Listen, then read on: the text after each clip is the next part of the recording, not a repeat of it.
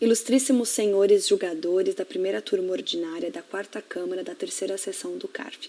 Meu nome é Agatha Ferraz, eu sou representante da empresa Dow Brasil Indústria e Comércio de Produtos Químicos. Eu não estou escutando. Vou fazer minha sustentação oral relativa ao processo administrativo 10.880.688.911 de 2009-97. É o item 1 da pauta, que tem como relator o senhor Carlos Henrique Seixas Pantaroli.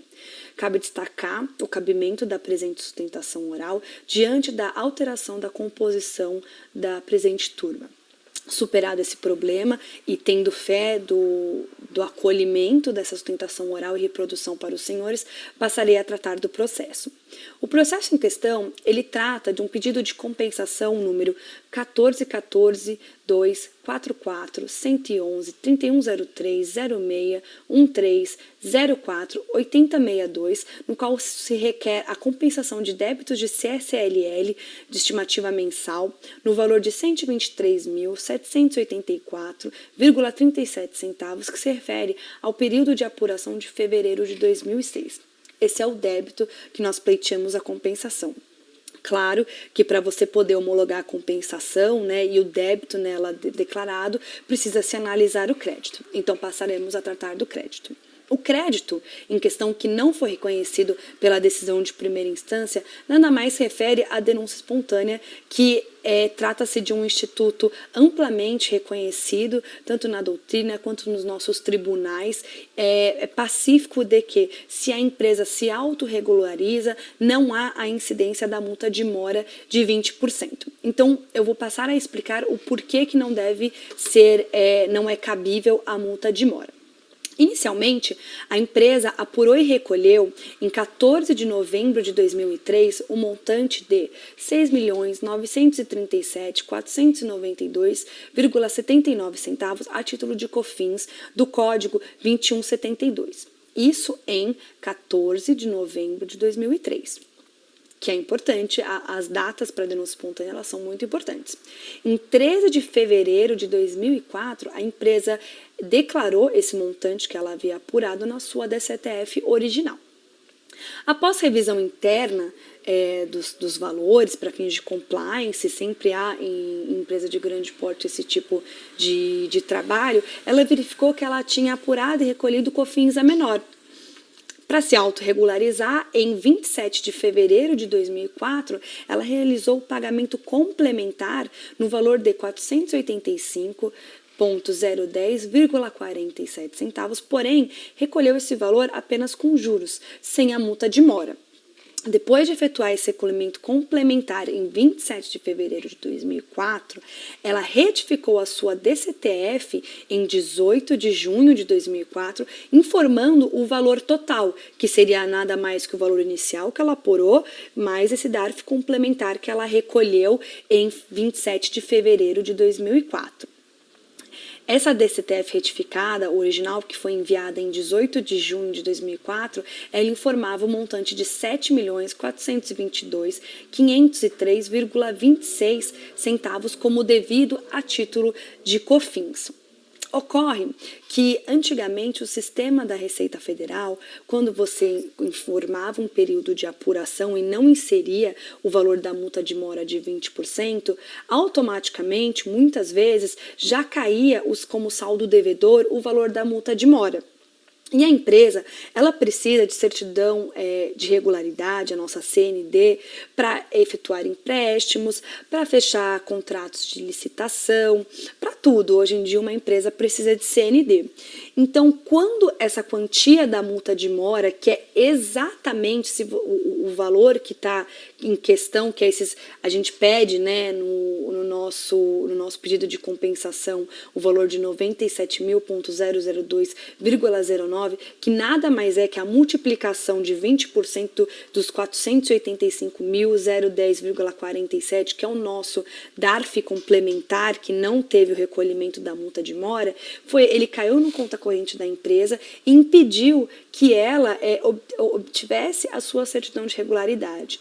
A fim de resolver esse imbróglio e ter a sua certidão, ela efetuou o pagamento indevido dessa multa, porque houve denúncia espontânea, e depois veio, como estamos aqui, pleitear esse crédito.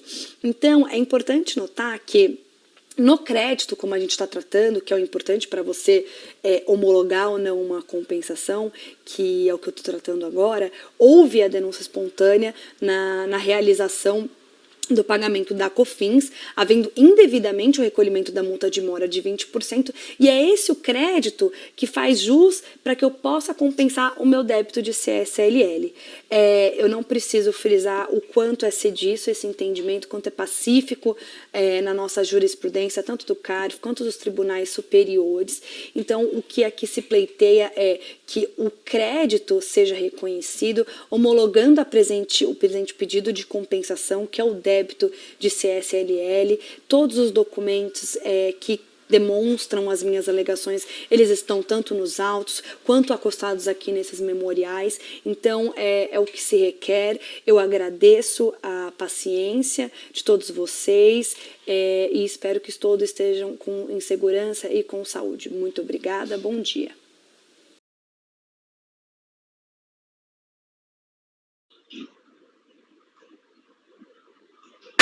Ok. Todos conseguiram entender a mensagem, melhorou o som, ok? Então, diante disso, eu passo a palavra ao Dr. Carlos Pantaura para a manifestação do seu voto. Som, doutor. Doutor Carlos, o som. Ok. Então, o recurso atende aos pressupostos de admissibilidade, toma conhecimento. A recorrente pretende ver reformada a decisão administrativa que deixou de homologar a compensação de débito de CSLL com crédito decorrente de pagamento indevido ou de multa de mora relativa a COFINS. Para tanto, alega que denunciou espontaneamente o débito de COFINS, conforme a petição de folhas 4142, de 4 de 3 de 2004, em que noticia o recolhimento de diferenças da contribuição acrescidas tão somente de juros moratórios. A empresa teria apurado e recolhido um montante de 6 milhões a título de COFINS, valor que foi declarado na DCTF de 2004. Após revisão interna dos valores devidos ao título de COFINS, realizou o pagamento complementar de 485 mil, acrescidos apenas de juros moratórios, tendo declarado o valor correto da COFINS apenas na DCTF de 2006. Os memoriais dão conta de que a recorrente teria sido posteriormente compelida a recolher o valor da multa de mora, no montante de 20% da diferença apurada, 97 mil, que é o valor que pede agora em compensação, com a finalidade de obter certidão de regularidade fiscal. Conforme o DARF apresentado, o pagamento foi efetuado em 20 de 7 de 2004. Então, as alegações da recorrente encontram amparo na documentação constante dos autos. De fato, considerando-se a data da transmissão da DCTF retificadora, em 8 de dezembro de 2006, pode-se concluir que a declaração e o pagamento das diferenças a maior, acompanhados dos juros de mora, ocorridos no exercício de 2004, se deram antes da constituição do crédito tributário, bem como do início de qualquer procedimento de fiscalização, configurando-se verdadeira denúncia espontânea do sujeito passivo e não mero pagamento a destempo. Então, por consequência, devem ser afastadas quaisquer penalidades, inclusive a multa de mora, conforme já decidiu o STJ, no repetitivo 11.49022 de São Paulo, de reprodução obrigatória por este Conselho, que eu reproduzo no voto. E é por essa razão que eu voto por conhecer do recurso voluntário e, no mérito, dar provimento ao mesmo. Ok. Colocado o tema, agradeço o voto. Coloco os demais conselheiros para debates. Se alguém quiser debater, por favor. Alguma colocação? Não? Então, como é que votam os conselheiros? Por ordem, doutora Mara. Por favor, o voto. Acompanho o relator. Ok. Doutor Osvaldo, como vota? Acompanho o relator. Ok. Doutor Lázaro, como vota, por favor? Acompanho o relator. Doutora Fernanda, como vota, por favor? Acompanho o relator. Doutor João Paulo, como vota? Com o relator, presidente.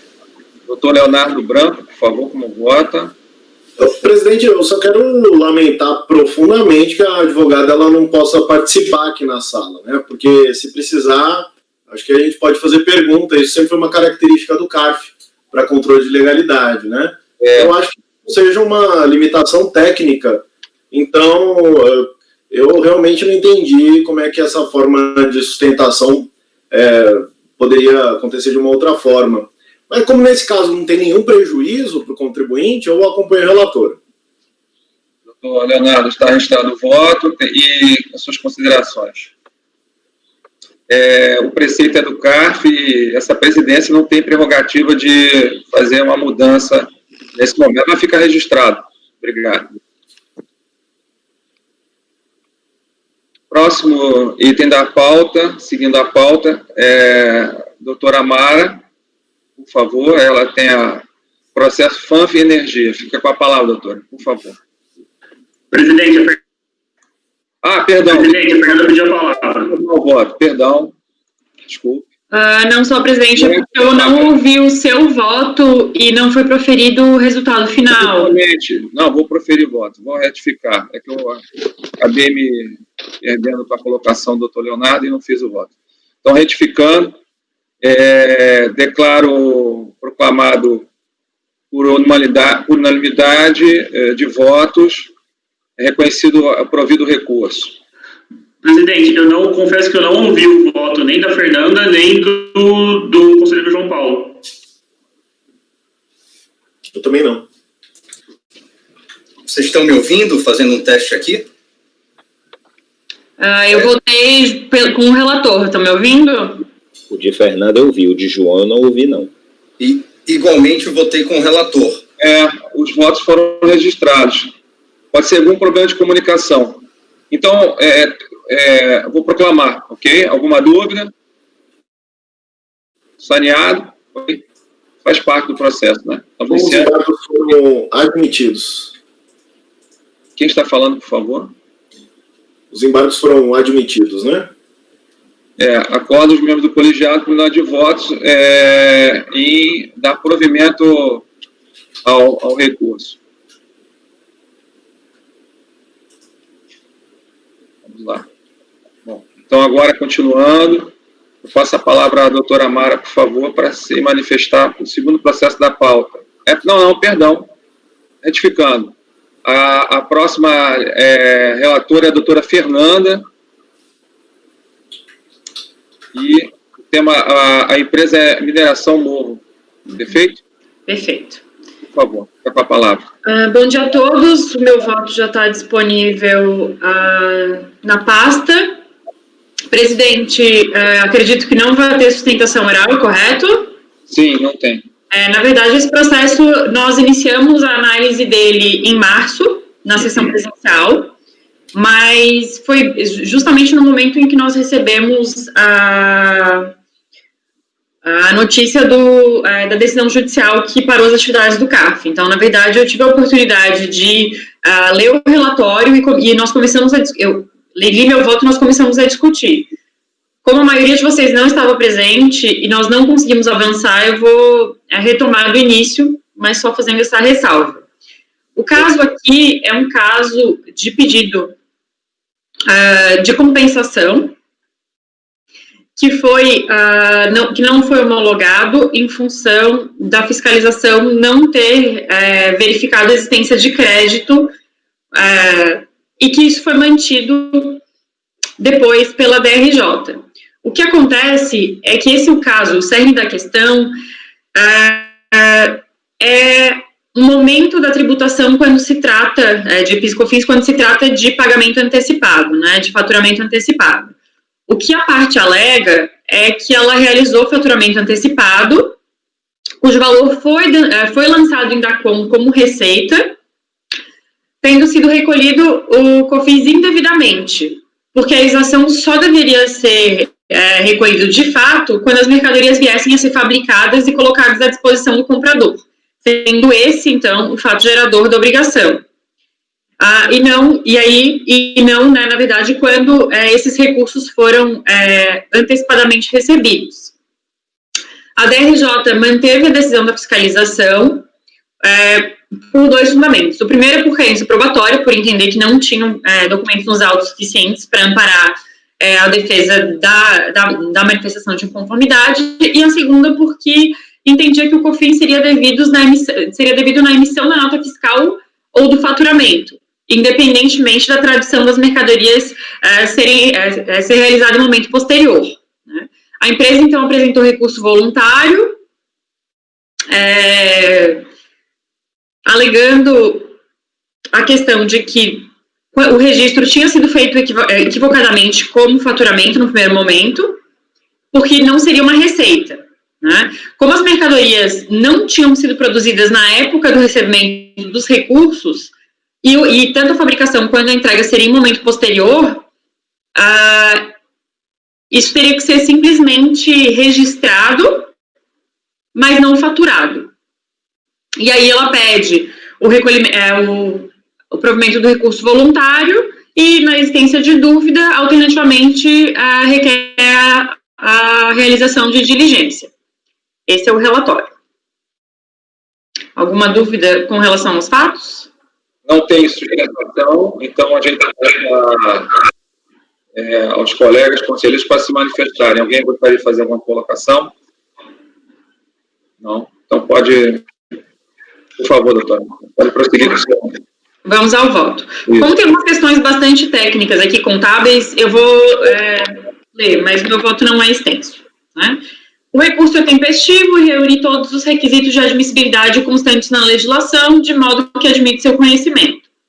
Conforme indicado no relatório, o caso em questão versa sobre o pedido de compensação, cujo foco da discussão versa sobre a possibilidade de incidência da COFINS sobre o faturamento antecipado.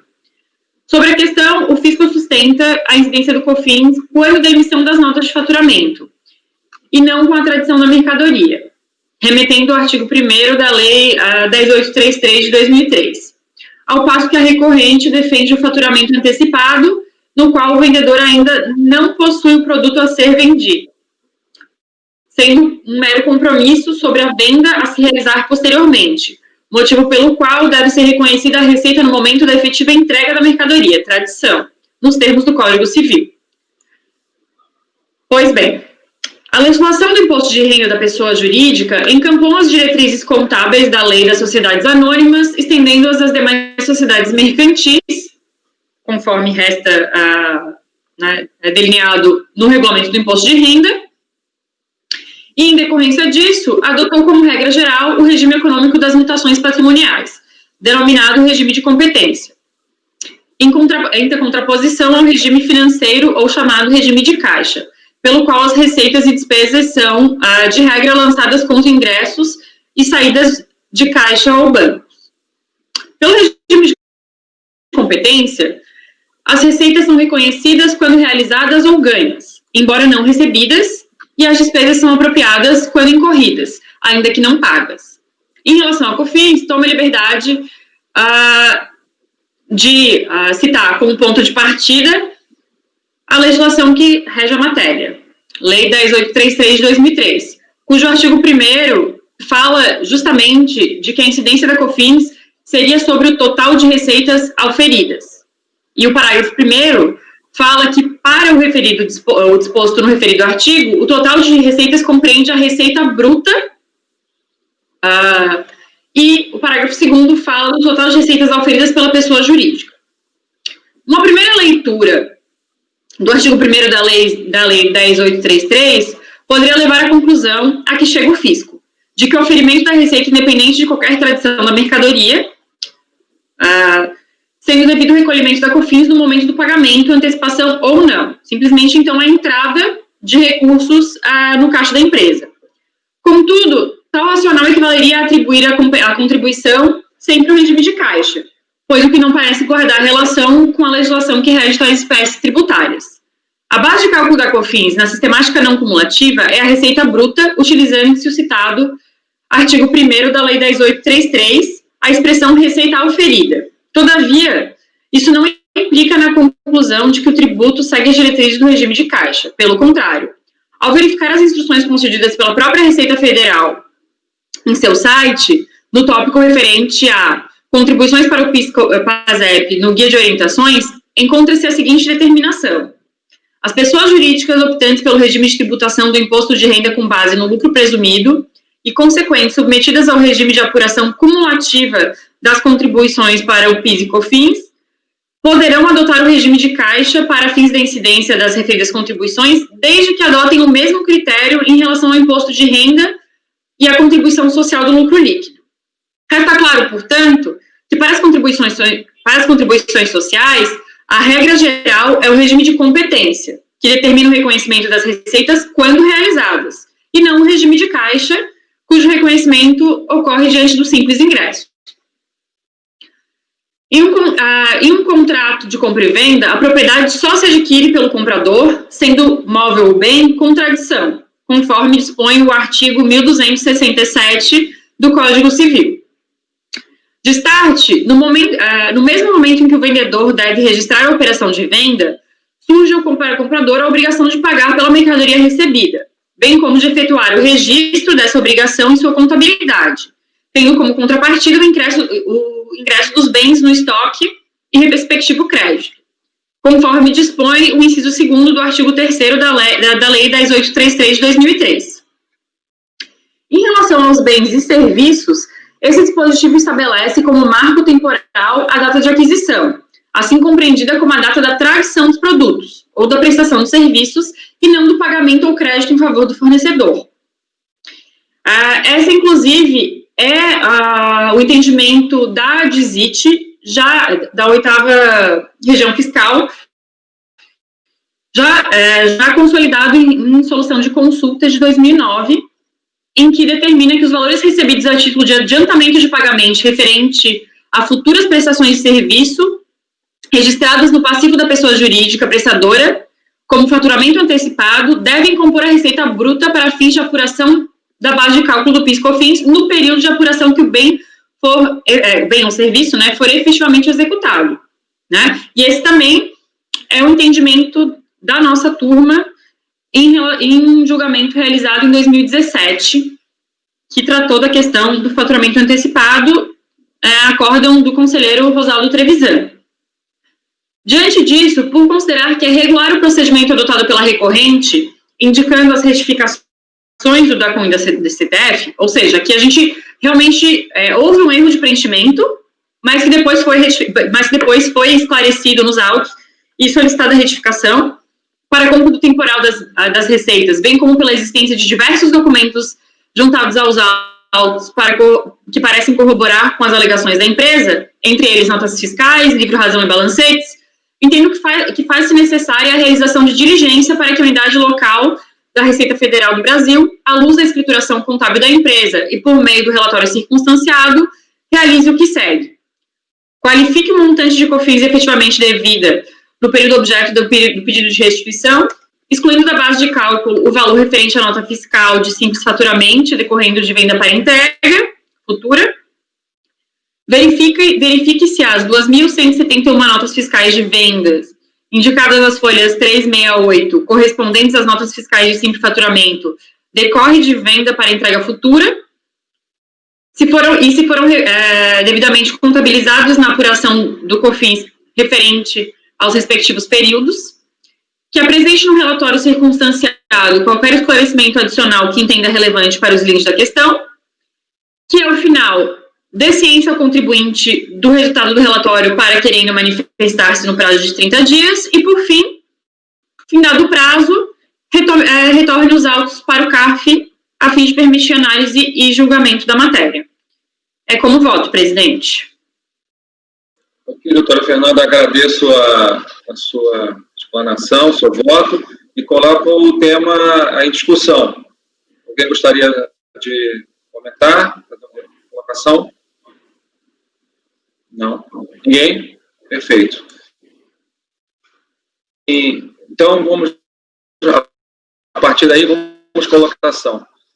Doutora Mara, por favor, como vota? No momento, presidente, que eu estou conferindo aqui Pois não. Então, continua aberto para debate. Não vou abrir a votação. Tem alguma dúvida, doutora? Pode ficar à vontade.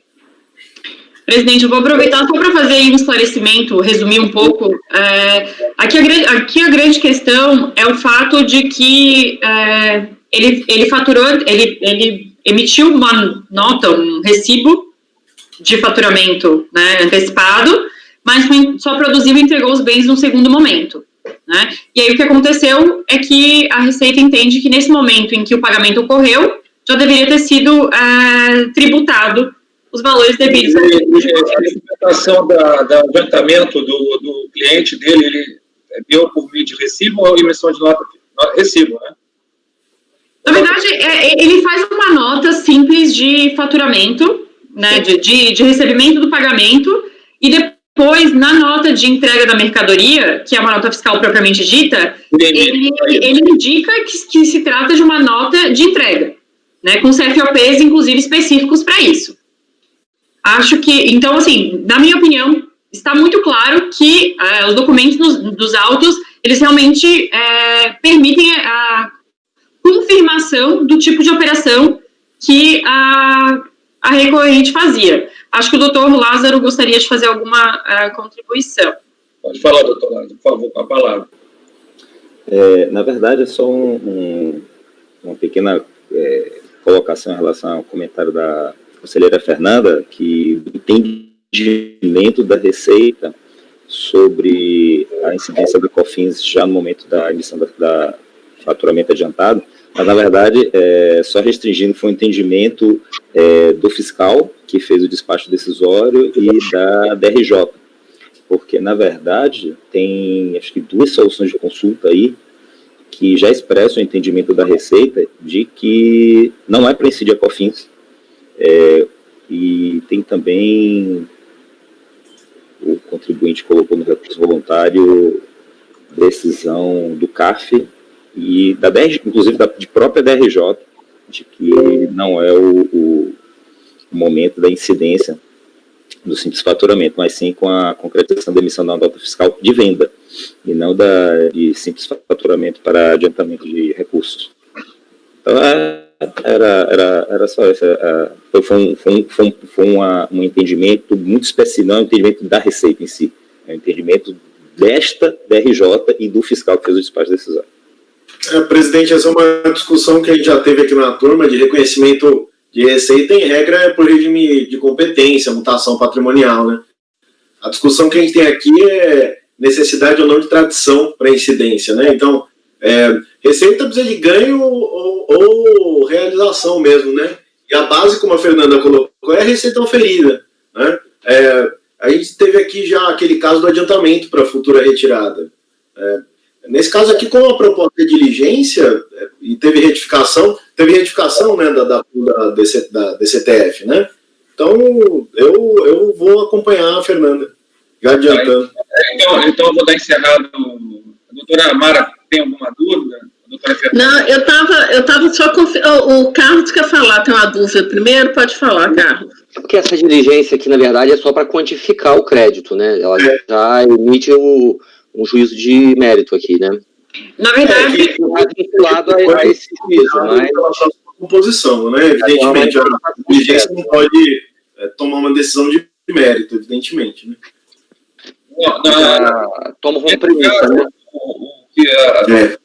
Doutora Fernanda, só para poder clarear aqui que a coisa acabou aflorando, em resumo, a senhora está a favor do recurso e solicita a atenção do fisco em relação a determinadas informações encontradas no processo para fins de registro. Qual foi a finalidade final do... Primeiro, eu só queria lembrar a todos que é melhor a gente usar aí o pedido de fala, porque senão a gente não consegue ouvir todos ao mesmo tempo. Presidente, na verdade, a minha diligência ela tem 2 propósitos. O primeiro é que são muitas notas fiscais. Então, aqui existe uma necessidade de verificar se todas essas notas fiscais, de fato, elas tratam de pagamento antecipado para produção e posterior entrega desses bens. Então, essa é a primeira questão. Verificado isso, de fato, aí é a questão da quantificação, né, justamente por isso, porque eu acho que a questão do direito não é essa turma aparentemente já tem um posicionamento, e o próprio Receita Federal, como o conselheiro Lázaro colocou, também já entende no sentido de que o faturamento, o fato gerador para fins de tributação da COFINS acontece no momento da entrega dessas mercadorias, onde de fato a venda se concretiza. Minha preocupação é só garantir que realmente a gente consiga verificar se esse é o caso de todas as notas fiscais e quantificar então os valores a serem restituídos. O Máxima vem aqui do seu brilhante voto, mas não seria interessante dar, pelo que a senhora está exaurando de opinião, concorda com o recurso e pedindo que a unidade local faça a apuração dos créditos devido aos registros contábeis, consoante os registros contábeis. Porque você quer transformar isso em uma diligência, eu acredito que o voto está maduro, não? E só a questão é fiscal, é a questão da própria fiscalização, apurar os créditos, haveres que ele teria no processo. Eu tenho um pouco de... Bom, enfim, eu entendo toda a Máxima vem, que merece, a questão da celeridade processual, você podia já reconhecer o direito e mandar a unidade fiscalizadora fazer a apuração de acordo com a documentação fiscal acostada na contabilidade do sujeito passivo, que é a questão contábil, é a apuração de documentos, né, de informação.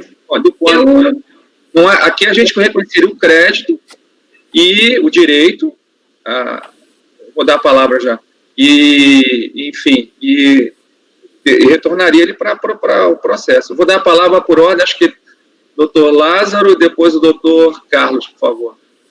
E eu também. Não, e o doutor Leonardo, que é a mãozinha. Aqui essa mãozinha. O doutor Oswaldo disse que ia me assessorar aqui com as mãozinhas, doutor. Vou ter que apertar agora. Eu ia falar, você veio antes. Tomando com a tela, tudo novo para a gente, então eu vou fazer questão de ordem. Doutor Lázaro, depois do doutor Carlos, depois do doutor Leonardo, e volto com a doutora Fernanda. Presidente, posso só esclarecer porque o voto é meu? Acho que talvez a gente consiga economizar. Eu entendo aqui que eu concordo com o que o senhor colocou em muitos aspectos, mas para mim existe uma questão de fato a ser esclarecida, porque nós não sabemos se todas essas notas se referem de fato às alegações da recorrente, né? São muitas notas fiscais. Então, assim, eu consegui verificar, e até foi uma coisa que nós discutimos em março, por amostragem. E eu trouxe um exemplo de nota em que realmente aquilo estava delimitado.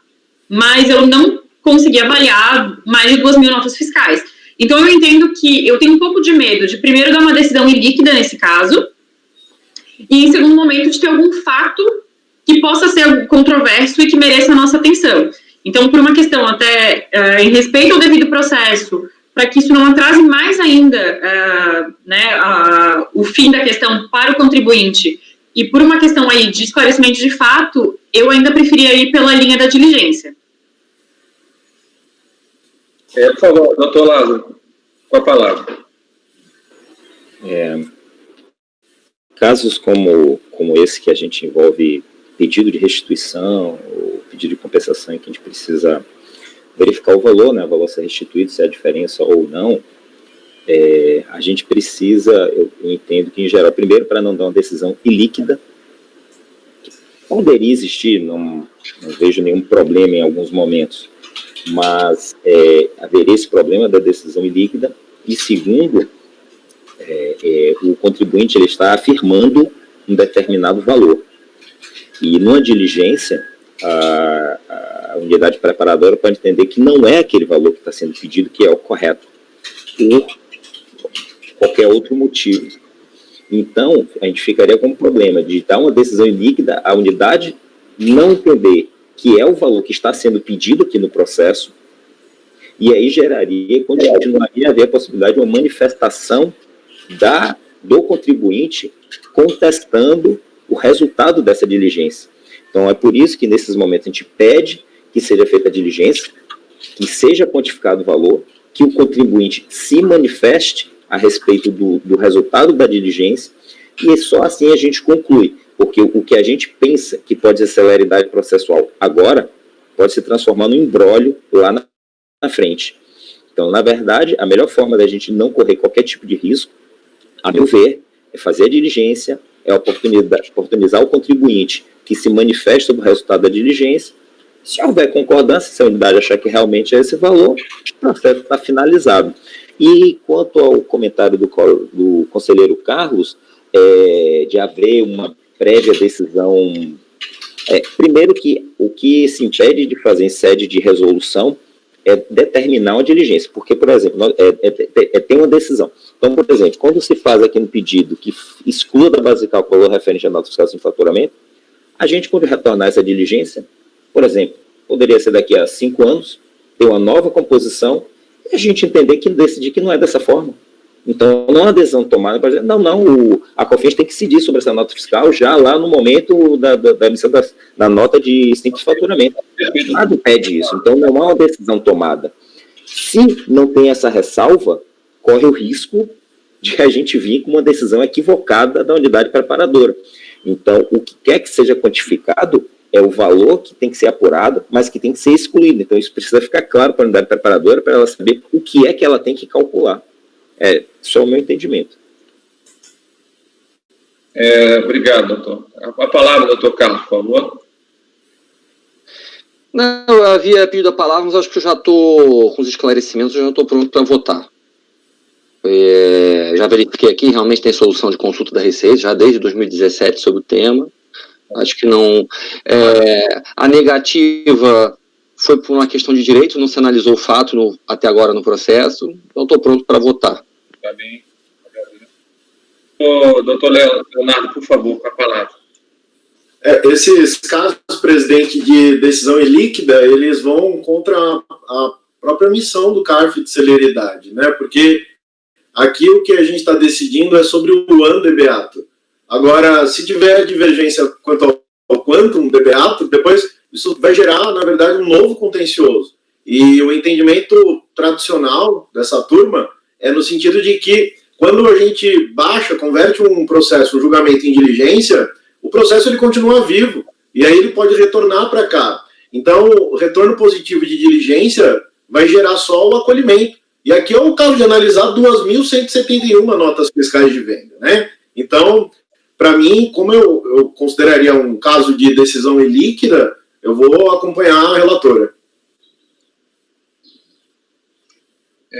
Eu estou botando em debate, né? Não botei em votação, mas eu havia entendido inicialmente que ela tinha um montante significativo, mas que faltava a conferência para a documentação. Mas, diante da situação, realmente, como reconhece, vai ficar...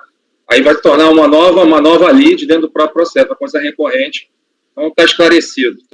Alguém mais quer colocar? Posso botar em votação, então? Paulo, presidente. Pode falar.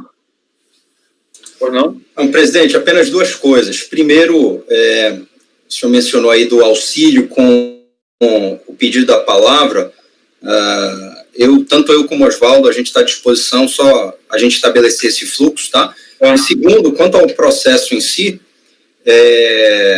eu concordo tanto com o conselheiro Lázaro quanto o conselheiro Leonardo, no sentido de que essa liquidação, muito embora nesse momento pareça que nós estamos não indo ao encontro da duração razoável do processo, na verdade nós estamos, porque isso vai evitar lá na frente com que haja novamente a unidade essa verificação. Então, de pleno acordo, presidente. Ok, eu agradeço. Encerrado o debate, vamos botar em votação. Como vota a doutora Mara, por favor? Acompanha a relatora. Ok. Doutor Oswaldo, como acompanha, por favor? Acompanha a relatora. Doutor Lázaro? Acompanha a relatora. Doutora Fernanda já votou. Vamos, então, ao doutor João Paulo. Eu acompanho a relatora, presidente. Doutor Leonardo? Com a relatora. E eu também voto com a relatora. Então, proclamo converter a presente processo em julgamento e diligência nos termos do voto da relatora. e no final. É como proclamo. Perfeito. Agora, vamos acessar aqui a nossa pauta. Só um minutinho, por favor, ver o terceiro processo.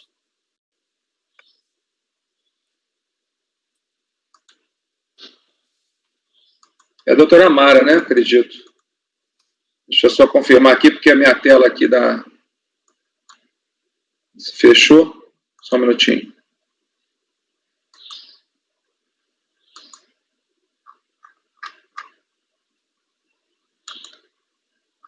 Tá. Ok, então, deixa eu confirmar. Ok, então vamos para o próximo processo.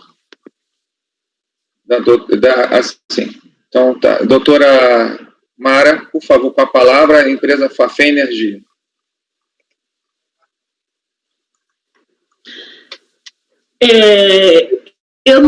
Esses processos aqui eu não resumi, então eu vou ver o que eu posso ir pulando aqui, tá? Trata-se de manifestação de conformidade apresentada contra despacho decisório que não homologou a compensação. O requerente pretende compensar pagamento indevido de COFINS não cumulativo relativo a dezembro de 2005 e efetuada em 2006, no valor de 433 mil. O despacho decisório denegou a compensação pela inexistência do débito. O contribuinte descontou, na apuração da contribuição de dezembro, créditos relativos a serviços adquiridos em períodos anteriores e encargos de depreciação incorridos em períodos anteriores, reduzindo o débito originalmente declarado. Em via disso, operou-se a glosa dos créditos, desconstituindo seu indébito. Foi glosada ainda a despesa com tratamento de águas industriais. Cientificado do despacho, o apresentou manifestação de conformidade, alegando que descontaram despesas que efetivamente ocorreram que não foram utilizadas para abater o valor devido a título da referida contribuição nos anos 2003 e 2004, sendo utilizados apenas em 2005. Quanto à glosa da águas, o manifestante argumenta que se trata de dispêndio essencial ao processo produtivo, na medida em que as águas geradas para a produção dos bens elaborados pelo contribuinte devem ser devidamente descartadas. Por fim, pede a suspensão da exigibilidade do débito, objeto da compensação, até o trânsito em julgado da presente manifestação de conformidade e a reforma do despacho decisório. A impugnação foi julgada pela DRJ Fortaleza, regularmente cientificada, a empresa apresentou recurso voluntário, onde alega que a fiscalização que a contribuinte cumpria buscar a retificação das DACONs no período de origem das operações que determina o surgimento do crédito. A lei somente determina que o crédito não aproveitado em determinado mês poderá ser nos meses subsequentes, não havendo menção a saldo remanescente, crédito apurado no período ou crédito extemporâneo. O legislador garantiu ao contribuinte o direito de buscar a apropriação dos meses subsequentes do crédito não aproveitado no momento pretérito, independente do motivo que a tenha possibilitado de utilizá-lo. A Lei 10.833 não foi elaborada no sentido de instituir condicionantes para aproveitamento do crédito, como se prova pelas DACONs apresentadas e as planilhas que seguem o arquivo, a recorrente não se utilizou do crédito em períodos anteriores, uma vez demonstrada a legitimidade do crédito, independe do DACON estar consignado. A retificação dos demonstrativos de COFINS já é vedada das hipóteses dos débitos já encaminhados à PGFM para inscrição na dívida ativa, solicita juntados os documentos em anexo por exterior produção de provas. É o relatório.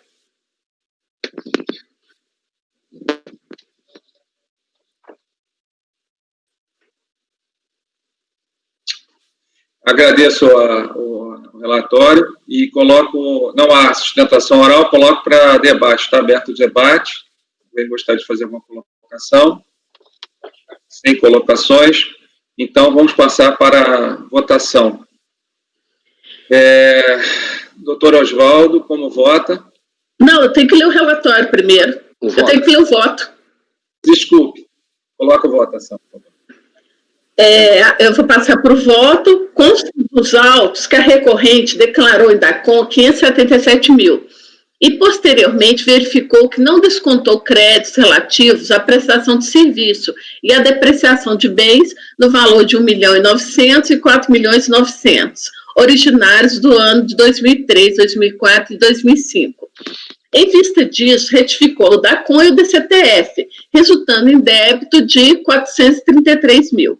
O despacho decisório não acolheu a retificação por considerar que somente dão direito a crédito os bens e serviços adquiridos no mês de apuração, e por isso os bens e serviços adquiridos em outros meses deverão ser incluídos nos respectivos meses de aquisição, conforme a solução de consulta 14 de 2011. A recorrente alega que é possível apropriar extemporaneamente créditos pretéritos. O acordo recorrido acompanhou o que foi decidido pelo despacho decisório, discorrendo que os incisos 1 e 3 da 10.833 determina que os créditos no regime da não cumulatividade devem ser apurados mediante a aplicação de alíquota sobre o valor dos bens e serviços adquiridos no mês, ou sobre o valor das despesas incorridas no mês, ou seja, com fim no cálculo e utilização de crédito aos respectivos períodos de apuração, a fim de que tanto a existência quanto a natureza do crédito possam ser devidamente aferidas dentro do período específico da geração do crédito. Aí eu reproduzo aí uma parte, né, do acordo da RJ. Na sessão passada, a turma com composição majoritariamente igual à composição atual, aí na sessão passada eu vou colocar a sessão de fevereiro, aliás, votou por maioria de votos pela impossibilidade de apropriação de crédito de forma extemporânea, em uma única parcela, vencidos os conselheiros Lázaro, Luiz Felipe e Mara Cristina, no processo, aí o número do processo repetitivo da relatoria da conselheira Fernanda Vieira Cotizias. Aí eu reproduzo, tá?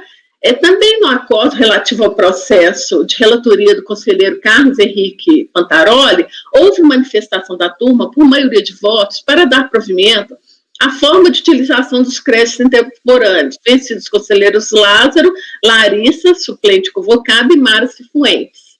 Aí eu reproduzo o voto daquela época. Apesar das posições divergentes existentes na turma, entendo que os créditos extemporâneos deverão ser acreditados mensalmente, como previsto pela sistemática da não cumulatividade. Para isso, reproduzo o muito bem fundamentado voto do conselheiro Antônio Lázaro, Lázaro Antônio Souza Soares. Aí eu reproduzo o voto do Lázaro. Estou pulando aqui a parte da reprodução do voto. Então, pelo exposto, conheço o recurso voluntário e, no mérito, nego o provimento. Ou seja, a questão aqui é só relativa aos créditos extemporâneos. E a turma já tem assim, alguns votos aí, ó, alguns acordos passados em que foi dado maioria, em que parte da turma reconhece a possibilidade de apropriação dos créditos extemporâneos de uma vez só, e parte reconhece que pode ser apropriado dos créditos extemporâneos, mas tem que ser feito mês a mês. Então, eu me filio a essa segunda corrente, conforme eu já tenho votado nos últimos, né, acordos que trataram desse assunto, e por isso eu estou negando provimento. Eu como voto. Agradeço o voto da conselheira Mara. Agora vou colocar em discussão e vou dar a palavra imediatamente ao doutor Lázaro, que já está aqui querendo participar. Por favor, doutor Lázaro, com a palavra. Justamente por causa desse voto da última sessão, acho que a empresa AES, do conselheiro Carlos, votando pela possibilidade de creditamento extemporâneo, houve acho que uma mudança de entendimento do conselheiro.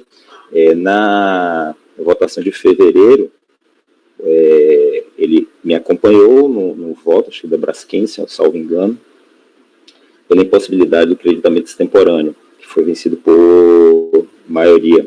Já nessa última votação, houve uma alteração do entendimento do conselheiro, e acabou se invertendo. Por maioria, acabou se dando provimento pela possibilidade do creditamento extemporâneo. O conselheiro Carlos, nesse último voto, no relatório dele, ele faz menção a uma decisão da Câmara Superior, e realmente teve, claro, uma decisão da Câmara Superior, um voto solto, uma decisão isolada, em que a Câmara realmente ela entendeu pela possibilidade do creditamento extemporâneo. Eu lembro que o conselheiro citou esse voto. Eu tenho um voto vista, além do voto que a conselheira Mara transcreveu, que foi um voto até mais resumido, porque já naquele momento imaginava que já havia um entendimento consolidado sobre o creditamento extemporâneo na turma. Mas parece que houve essa alteração, não só o conselheiro Carlos, mas também a turma mudou bastante de composição. Então, eu fiz um novo voto, acabou que eu tenho um voto visto que é um pouco extenso. Não sei se era a questão de fazer esse voto, eu trago várias considerações sobre o motivo da impossibilidade do creditamento extemporâneo, principalmente... Eu acho que seria interessante disponibilizar também, porque é uma questão relevante e tem muita gente nova na turma, né? Eu não sei se você trouxe na pasta. Eu vou colocar na pasta, então, esse voto. Deixa eu fazer isso aqui. Isso daí pode ser um caso que vá para localidade, né? Sim, exatamente. Exato. Acho que vale a pena, sim, uma leitura. Vamos lá.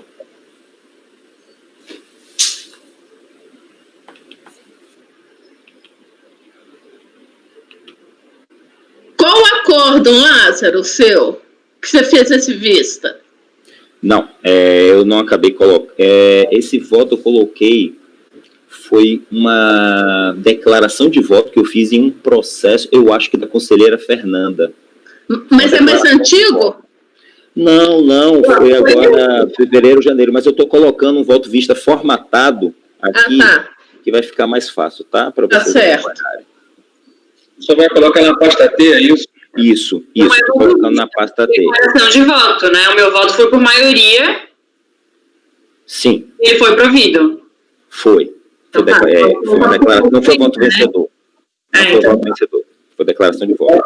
Foi voto vencido e que você fez a questão de trazer o voto, a sua posição nesse... Isso, então, já está aí na pasta, vocês podem pegar e voto vista AEES.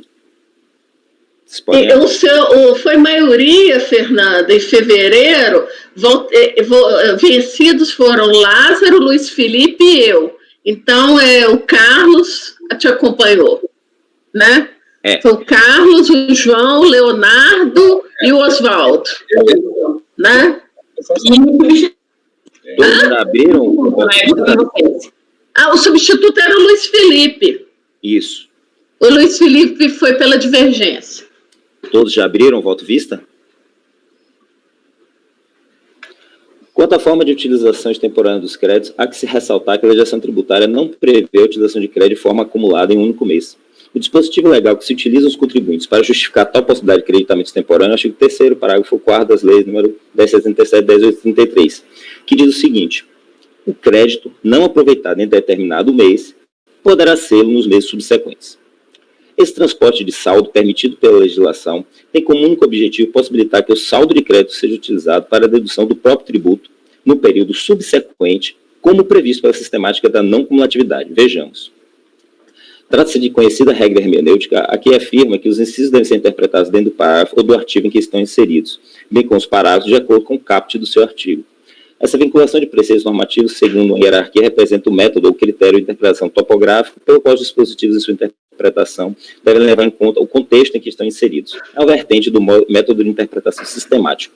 Pois bem, com base nessa regra hermenêutica, a melhor interpretação para este parágrafo 4º do artigo 3º é no sentido de que o crédito não aproveitado em determinado mês poderá ser dos meses subsequentes através de desconto do valor apurado na forma do artigo 2º, dedução do tributo devido, e não fazendo seu acúmulo para fins de realizar compensação com outros tributos.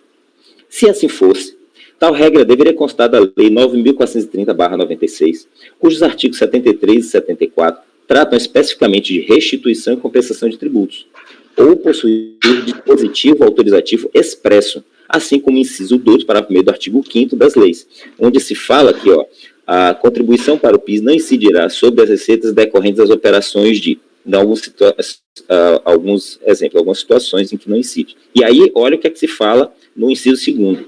Na hipótese deste artigo, vamos para o inciso 2º, é percebível para fins de a pessoa jurídica vendedora pode usar o crédito apurado para fins de compensação com débitos próprios, vencidos ou vincentes relativos a tributos e contribuições administradas pela Secretaria da Receita Federal.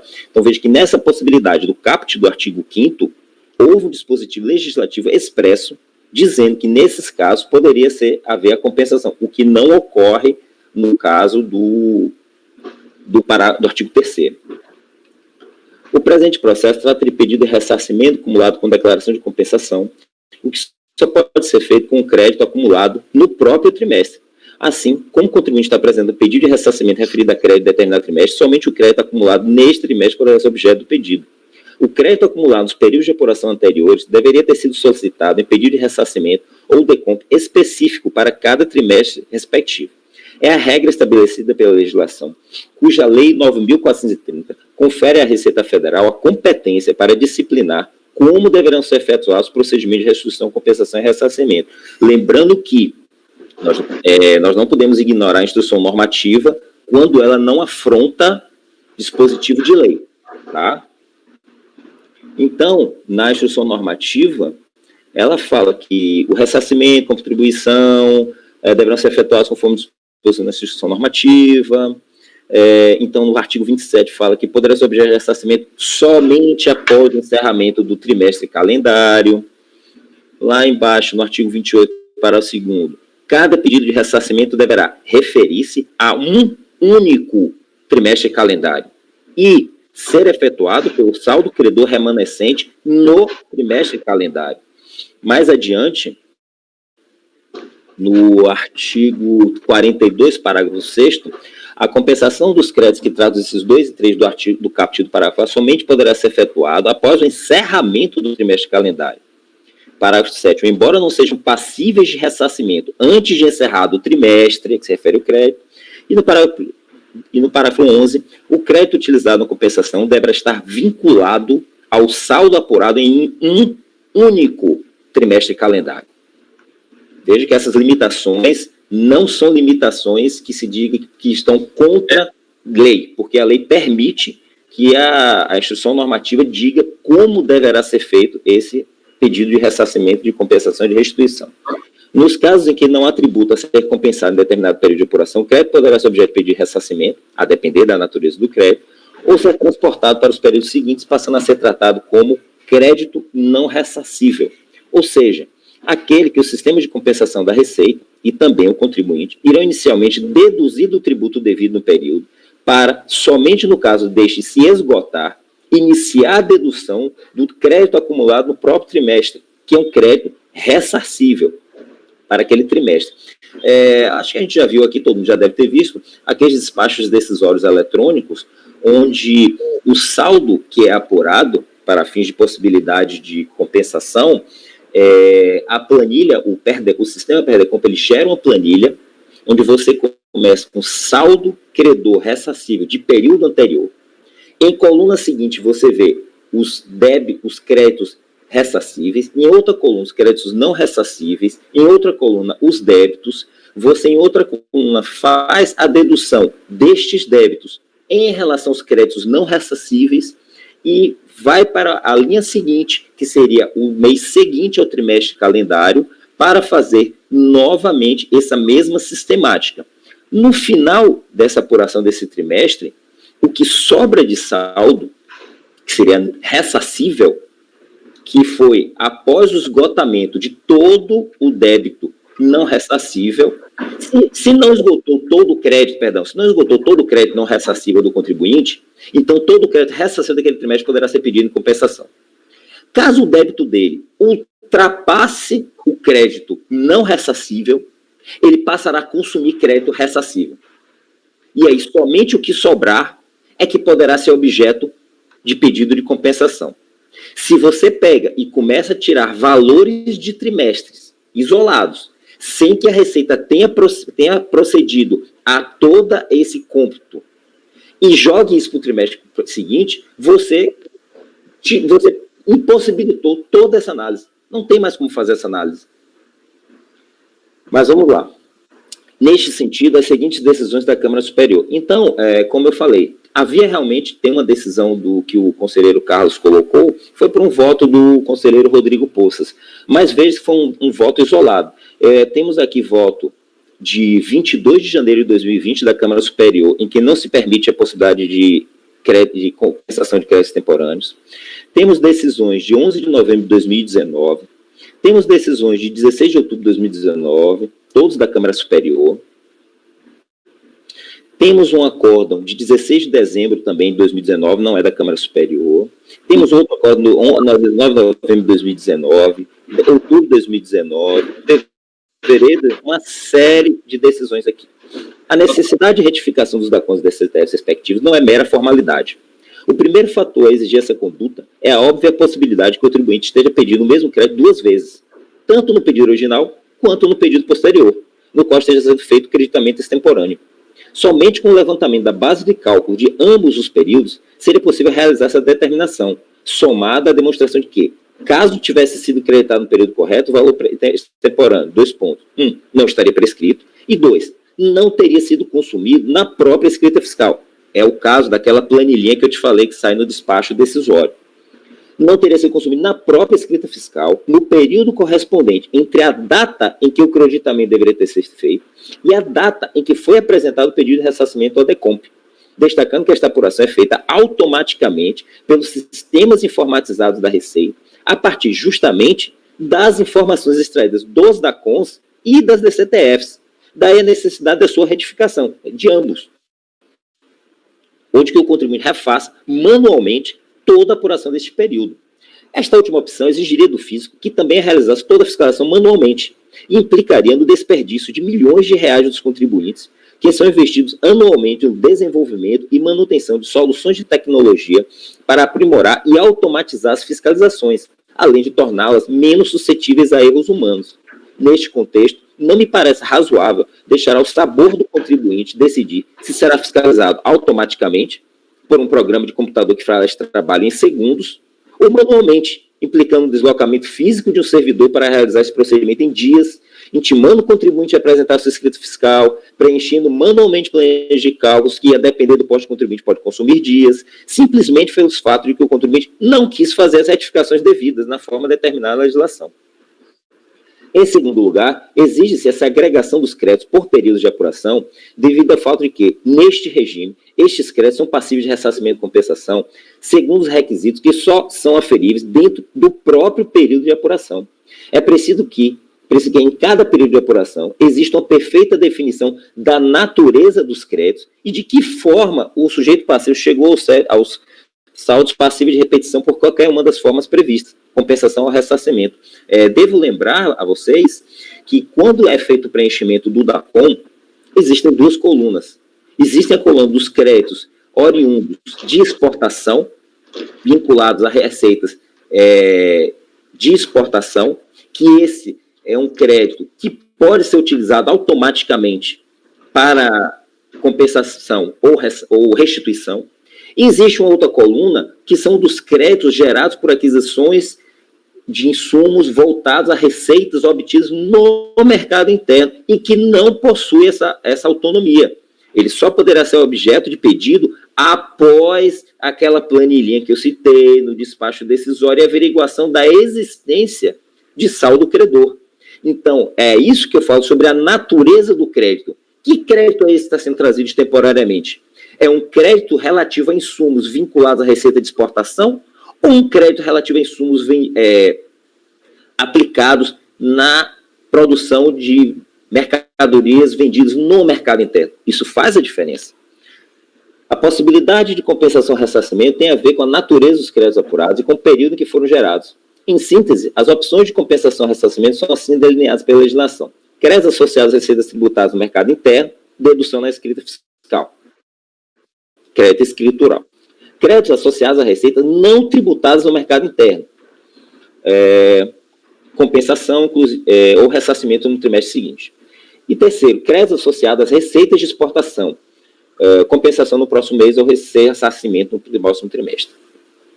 Cláudio, só para questão de celeridade, e a sua colocação é extremamente importante, você, Luísa, e você, eu só queria pontuar que nesse caso você está ratificando a posição da doutora Mara, esclarecendo com detalhes os motivos dessa posição.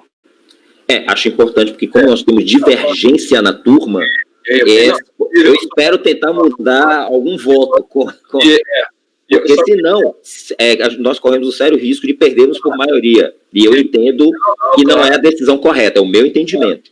Claro, mas pode ser vencido pela turma mesmo.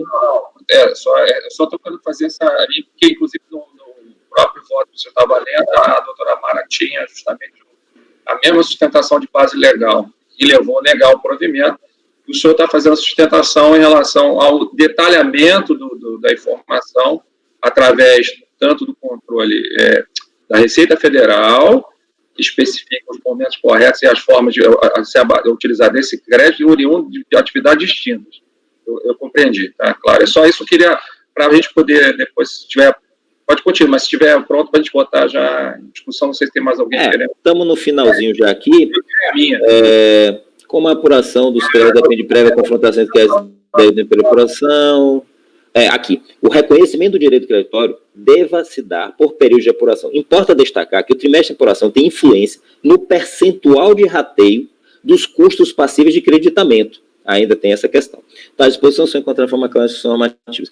Nesse sentido, eu trago um outro acordo que foi unânime, tá? Que fala especificamente nessa questão. Trata-se de despesas de frete de meses anteriores ao período de apuração, que informados e a recorrente não logrou demonstrar em que tais créditos não foram apropriados nos meses de apuração pertinentes. Mais à frente, ambos os regimes em contos disciplinados, regime de apuração... Aqui.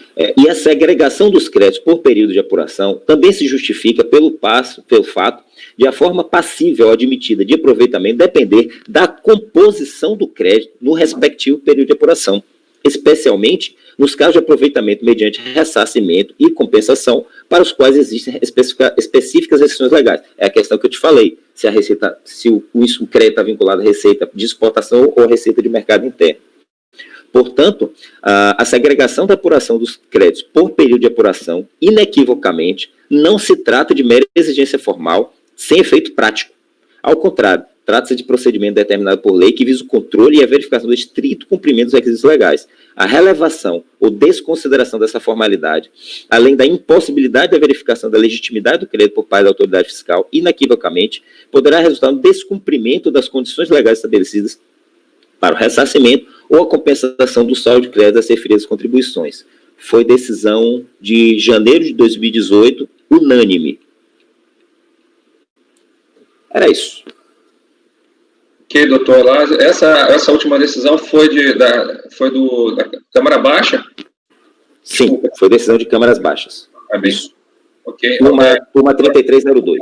Pediu a palavra, por favor, doutor. Bom, de fato, a declaração de voto do conselheiro Lázaro está bem fundamentada, mas eu preciso discordar e eu gostaria só de focar em 2 pontos, que inclusive são aqueles que me levam a ter um entendimento contrário a ele.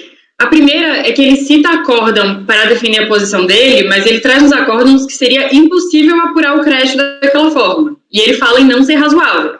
Então, acho que aqui a questão não é ser necessário, a questão é que aí você dá um ônus maior para o trabalho da fiscalização, o que talvez não seja desejável, mas que é possível, é viável, e que com base na explicação do contribuinte, que é necessário, obviamente, um processo que não tem a explicação correta, obviamente eu não entendo que deva dar provimento ao recurso, mas havendo a explicação e a justificação de como foi apurado, a fiscalização tem toda a condição de fazer isso, né? E aí a questão é, um trabalho bem feito não precisa voltar para a diligência.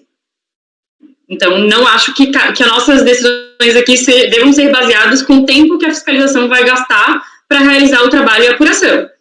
Aqui, verdade material, segurança jurídica devem prevalecer. E a segunda questão é que o conselheiro Lázaro, ele traz como possibilidade de aplicação da instituição normativa o que dispõe a Lei 9430 de 96, no sentido de delegar alguns poderes à Receita Federal para permitir regulamentar a matéria. Só que vale lembrar, e até assim, eu destaquei uma parte diferente da que ele destacou, de que, na verdade, o que o parágrafo 12 da Lei 9430 de 96 permite é que a Receita Federal fixe critérios de prioridade em função do valor compensado ou a ser restituído ou ressarcido e dos prazos de prescrição. Não fala de o que é permitido, o que é negativo, do que é negado e como esse pedido deve ser feito, né? Lembrando que para várias outras circunstâncias essa turma entende que que é possível avaliar o caso sem a retificação prévia do DACOM do período. Então, não me parece que só nesse caso específico a gente deva distorcer o nosso entendimento geral de que, diante de fatos concretos, você pode ultrapassar essa necessidade formal de retificação do DACOM para analisar os fatos concretos e comprovados por meio de documentação. Agradeço a colocação. O doutor Lato quer fazer uma réplica, depois eu dou a palavra ao doutor João Paulo. É bem rápido. É um esclarecimento sobre esse parágrafo 12 da Lei 9.430. Eu tenho um entendimento divergente da conselheira Fernanda. O parágrafo fala... Artigo, por favor. Artigo 74, parágrafo 12. Tá no meu voto vista. Tá. A Secretaria da Receita Federal disciplinará o disposto neste artigo. Ponto.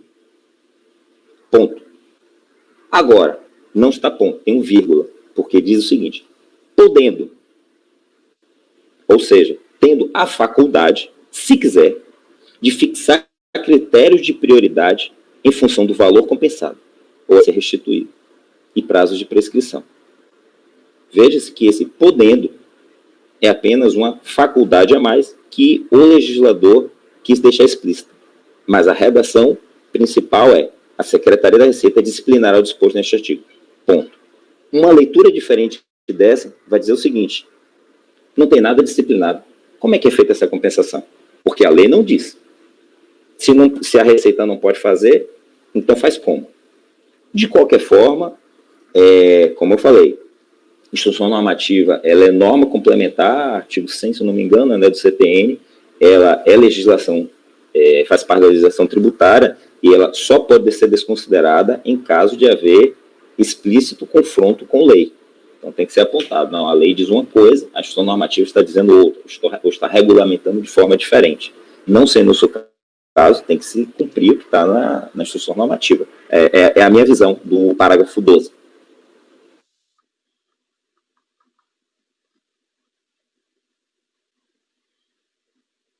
Ok. Eu passo a palavra ao doutor João Paulo, por favor. Pediu. Depois eu volto à doutora Fernanda. Por favor.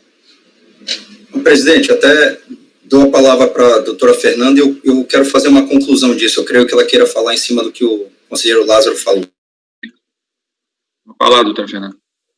É só esclarecimento, porque eu não entendo que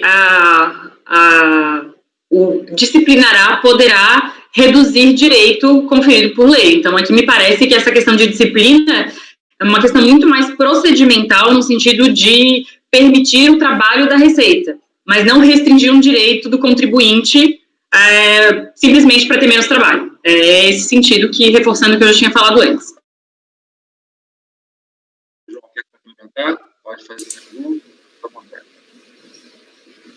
Bom, nesse aspecto, eu estou concordando aqui com a conselheira Fernanda, exatamente, nesse podendo, né, aqueles atos, né, da escrita legislativa, podendo e devendo, né, o poder ou o dever.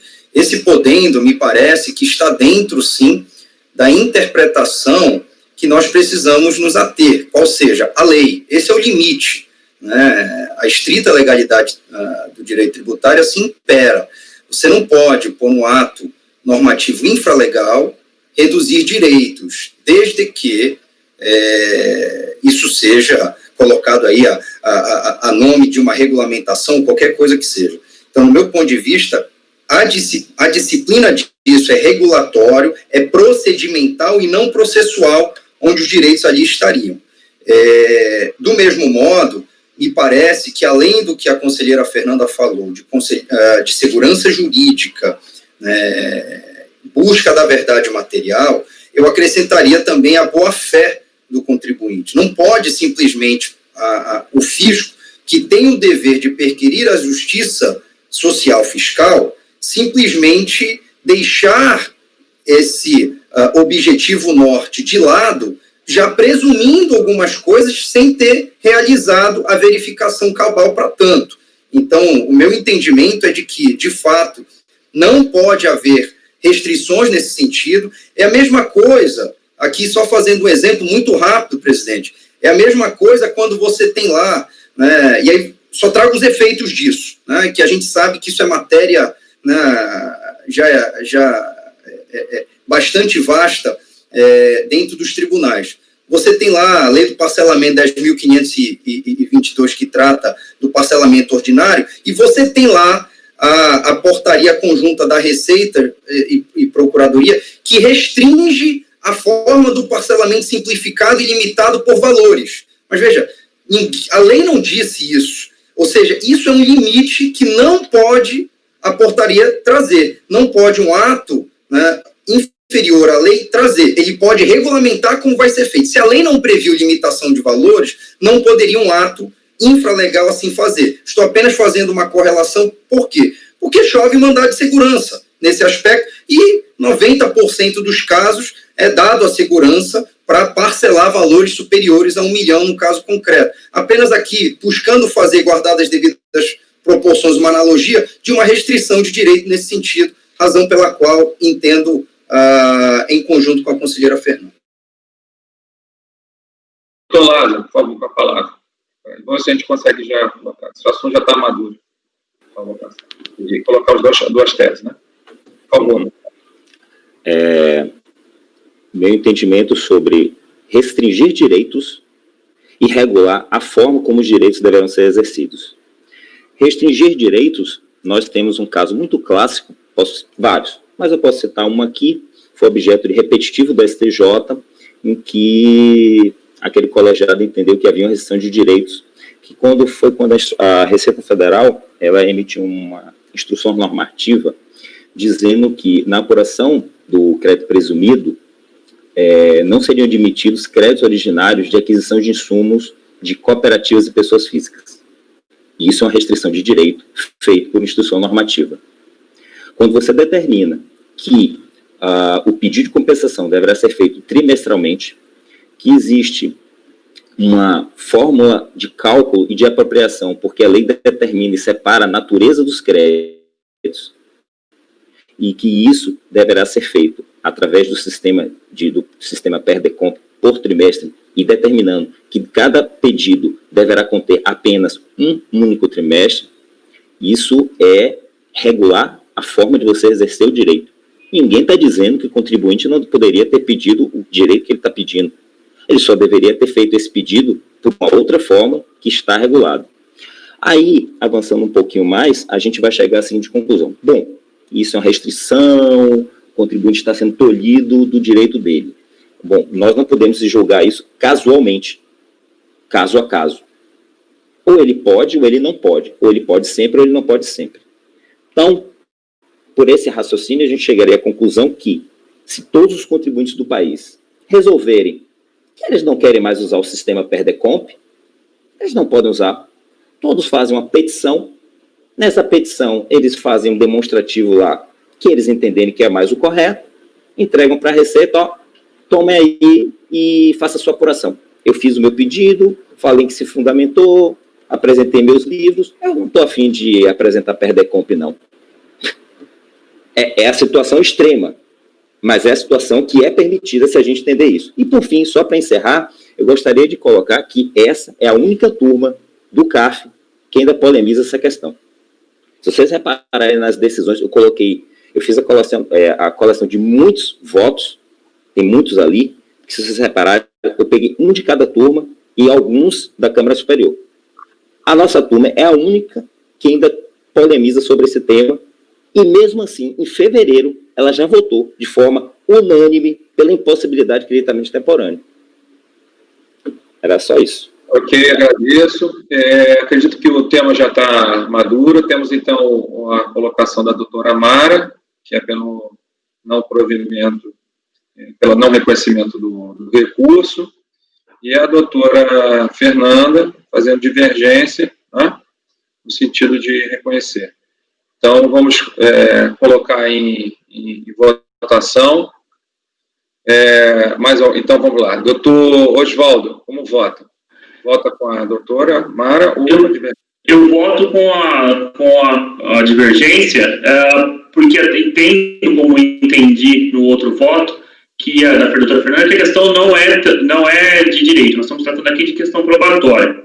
E o fisco, e o contribuinte efetivamente trouxe a prova de que naquele possuía aquele montante de crédito. O que o fisco está apresentando é um fato modificativo, ou melhor, um fato impeditivo do direito deles. Você não retificou as DCTFs, mas também esse fato, o mero fato de não retificar a DCTF não se configura como um fato impeditivo do direito do contribuinte. Poderia se configurar como um fato modificativo do valor do crédito, que é justamente o que o Lázaro está colocando. Fora as presunções X, Y, Z que o contribuinte fez, ou que apurou de maneira equivocada, ou que não apurou, tudo isso daqui que nós estamos discutindo são fatos modificativos do direito do contribuinte. Então, caberia ao quê? Caberia ao fisco trazer a prova de que o quantum que o contribuinte pede não é aquele. Como o fisco não trouxe essa prova, então, efetivamente, o contribuinte tem o crédito aqui pleiteio.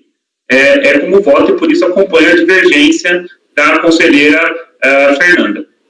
Só lembrando que isso é um processo de pedido de crédito, tá? Não é auto-infração.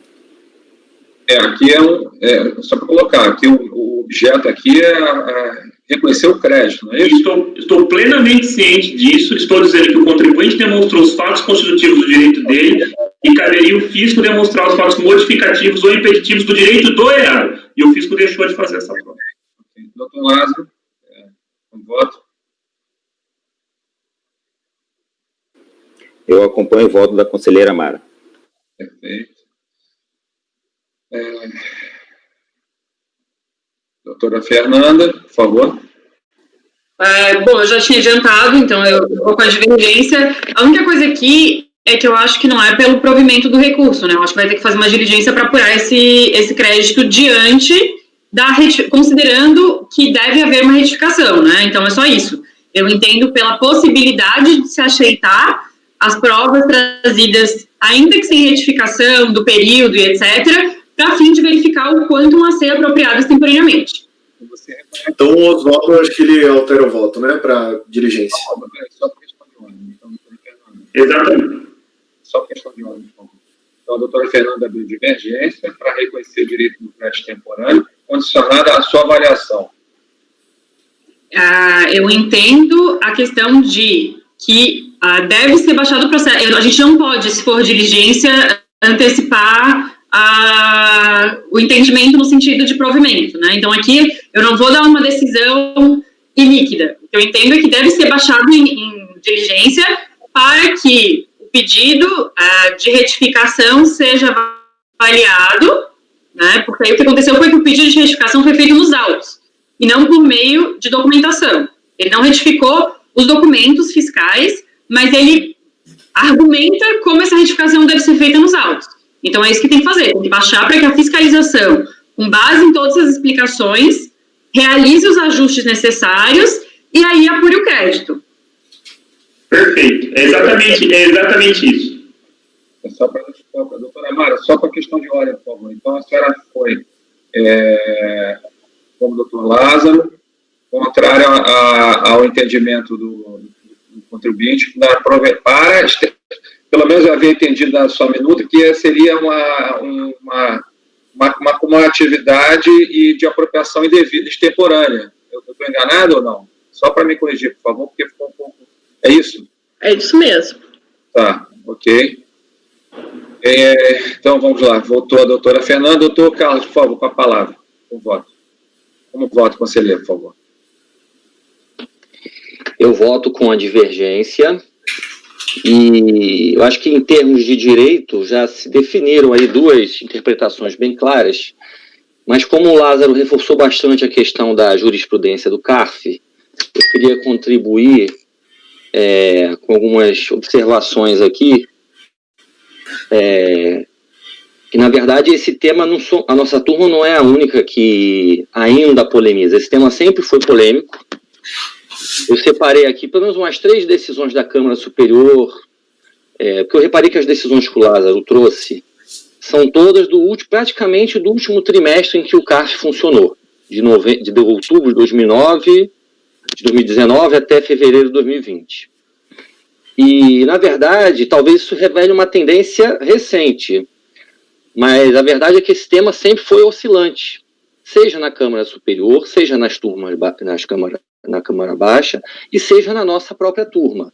Se nós decidimos esse ano, por exemplo, o contrário, em abril do ano passado, nós decidimos aqui, com composição bem próxima da atual, admitir créditos extemporâneos, dispensada a retificação, inclusive se reportando uma decisão anterior da nossa própria turma, que também havia decidido assim de relatoria do Fenelon. Só para dar aqui um exemplo mais concreto, por exemplo, o processo de relatoria do Tiago, acórdão 3401006135, julgado na sessão de abril de 2019, por unanimidade de votos, nossa ementa, para o aproveitamento de créditos temporâneos, não é necessária retificar as DACONs do período em que eles poderiam ter sido lançados, tampouco os pedidos do STF do período de apuração. No corpo do voto do Tiago, ele se reporta a um outro acórdão de outubro de 2017 do Robson 3401004022, que na emenda também diz: crédito extemporâneo, aproveitamento, possibilidade, consoante o artigo 3º, parágrafo 4º da Lei 10.833, o crédito não aproveitado em determinado mês poderá ser nos meses subsequentes, não havendo norma que imponha a retificação das DACONs para que seja alocado no período de apuração a que se refira o dispêndio. A Câmara Superior, por exemplo, tem acórdãos da relatoria de Demes, Vanessa, Rodrigo Poças, e ao longo não só dos últimos 3 meses de funcionamento, mas assim, puxando dos 4, 5 anos atrás. Então, eu acho que é um tema que não somos nós que estamos polemizando agora. Ele é um tema que ele desperta realmente duas correntes e a jurisprudência tem oscilado, inclusive na nossa turma. Porque esse acórdão, por exemplo, de relatoria do Tiago, eu, Lázaro, Osvaldo, Mara, Trevisan, todos votamos, foi unânime. E foi pelo aproveitamento de créditos temporâneos, expressamente consignando de que estaria dispensada a retificação de DACON e DCTF, e fizemos isso se reportando a um julgado anterior da nossa turma também. Então, eu acho que é livre a possibilidade é livre o convencimento, é livre a possibilidade de a gente rever posicionamentos, né? E eu acho que é isso que tem sido reiteradamente nesse tema ao longo do CARF, com as mudanças de composição de colegiados e até sem a mudança de composição. Então, eu acho que não é um tema que a nossa turma polemiza, é um tema que ele é polêmico por si. Não à toa, esse processo da ES está voltando em pauta porque a suplente preferiu não se manifestar no mérito, porque não tinha matéria ainda bem conhecida. Então, eu acho que... A Larissa, ela inclusive tem o voto dela em que ela não permite o crédito extemporâneo. Depois eu li isso, fiquei até surpreso, porque é que ela não quis votar naquele dia, quando tinha o voto dela como relatora, negando o creditamento. É porque talvez em sentido contrário. Porque ela não quis votar. Talvez ela não tinha... Ela teve acesso ao tema, achou que era uma coisa simples, aí lá na nossa turma ela viu que a coisa tinha outros aspectos, aí, outras facetas que ela não tinha levado em consideração. E talvez por isso vários tenham mudado de posição ao longo desse tempo, né? Então, acho que assim, a polêmica existe mesmo, são duas correntes aí para se filiar e todos nós, pelo que eu trouxe aqui no julgado do Thiago, todos nós já nos filiamos a uma ou a outra nesse tempo aí de um ano. Não é prerrogativa de ninguém isso, pelo contrário. E eu tenho me filiado ultimamente à possibilidade de aproveitamento do crédito, né? E por isso acompanho a divergência. Perfeito, ok, está esclarecido. Seguindo a votação, agora, doutor João Paulo, por favor. Como voto? Presidente, já antecipei aqui as minhas razões, eu irei votar com a divergência. Doutor Leonardo Branco, como vota? Bom, presidente, apesar de existir realmente esse dispositivo, né, que a Receita ela pode fixar critério de prioridade, né, existe uma faculdade aqui que eu acho que ela não altera o conteúdo da norma ordinária, né? Então, existe um pressuposto que os critérios os créditos, eles vão ser registrados conforme a escrituração acontecer.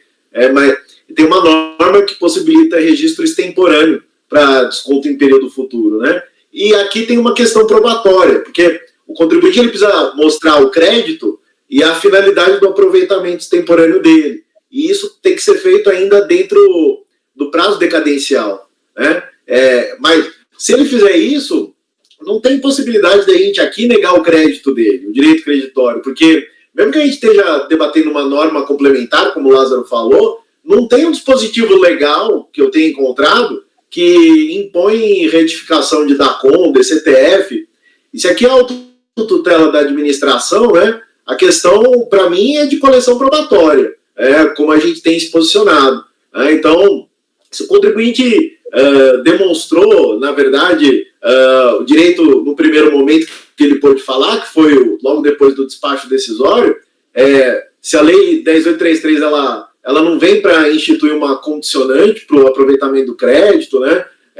Se as DACOMs mostram que ele não usou o crédito nos períodos anteriores, se esse crédito é legítimo, então eu vou votar pela conversão em diligência, realmente, para acompanhando a divergência. Bom, então eu fico com a relatora, e finalizo, então, vou proclamar o voto. Nós temos, então, só confirmando, a divergência, pelo que eu entendi, está com 5 votos favoráveis e ficou o voto vencido, e dou, então, a relatoria à doutora Fernanda para depois fazer o seu voto divergente. Né, voto vencedor. Voto vencedor. E, então... Eu não sou vencedora, no caso, né? Mas sim. Na verdade, com a divergência, né? Então, ficará com a circunvência. Então, temos, acompanhando a relatora, eu, no caso, doutor Lázaro, e pela divergência, ficamos com o voto, acompanhando a doutora Fernanda, doutor Carlos Pantaroli, doutor João Paulo, doutor Leonardo e doutor Oswaldo. Ok? Pode falar, doutora Amara. O microfone, doutora Amara. Doutora Amara, o microfone. Todos que votaram pela divergência estão a favor da diligência? Sim. Ficou claro isso. Uhum. Então, se converte... perfeito. Obrigado, doutora Amara. Então, a doutora Fernanda vai ser designada para fazer o voto de diligência. A resolução da diligência, né? Resolução. Resolução. Perfeito, isso. Então, fica proclamado que convertiu o julgamento de diligência nos termos do voto vencedor da doutora Fernanda, acompanhado pelos demais conselheiros, o doutor Carlos, doutor Oswaldo, doutor Leonardo, doutor... Presidente, eu acredito que seria interessante a gente registrar os termos da diligência no resultado de julgamento, porque essa decisão é do colegiado, né? Não, perfeito. Nos termos que para apuração confirmação dos créditos estão dentro do prazo, não estão decaídos e confirmados. Depois, doutor Fernando, a gente conversa para a gente finalizar só na minuta aqui da nossa ata, ok? Pode falar. Eu acho que o que o conselheiro Leonardo que falou é para a gente discutir agora e já definir em conjunto os termos. Ah, perfeito. Ele quer poder voltar se ele está de acordo com os termos. Eu tinha entendido, não, pelo menos que eu me pareci, vamos esclarecer, eu acho perfeito e pertinente. É que eu já tinha interpretado, e talvez me atropelei aos colegas, foi no sentido que, das suas colocações, reconhecer se a falta de documentação e comprobatória, esses documentos estão dentro do prazo para serem aproveitados o crédito. Foi pelo menos que eu tinha entendido. Pode fazer a complementação, por favor, doutor? O mais importante é a quantificação do crédito, né? Também, né? Quantificação eu absorvi, concordo, é que eu me absorvi para a palavra decadência, que eu não sei se foi o doutor Leonardo que colocou durante a discussão. Não é nem o caso de decadência aqui. Não sei, eu não vi os documentos que eu estou colocando, né? Então, vamos baixar e... Pode falar, acho que seria interessante, sugestão, converter o julgamento em diligência para que a unidade preparadora da Receita, superada a questão da possibilidade de aproveitamento de créditos temporâneos, se manifeste quanto à quantificação do direito creditório? Para mim é perfeito. Pode ser, ótimo, pode ser. Eu vou só fazer a anotação aqui rápido. É bom que isso facilita depois para editar o resultado. Inclusive na publicação. É muita coisa para anotar. O doutor Pantera, o senhor chegou a anotar essa... Anotei aqui. Eu pego depois com o senhor, então. Eu queria sugerir ao nosso colegiado fazer 5 minutos só para um café, uma parada, vocês, por favor, e eu peço a Tainá encarecidamente que suspenda, então, a gravação para um intervalo de 10 a 15 minutos, ok?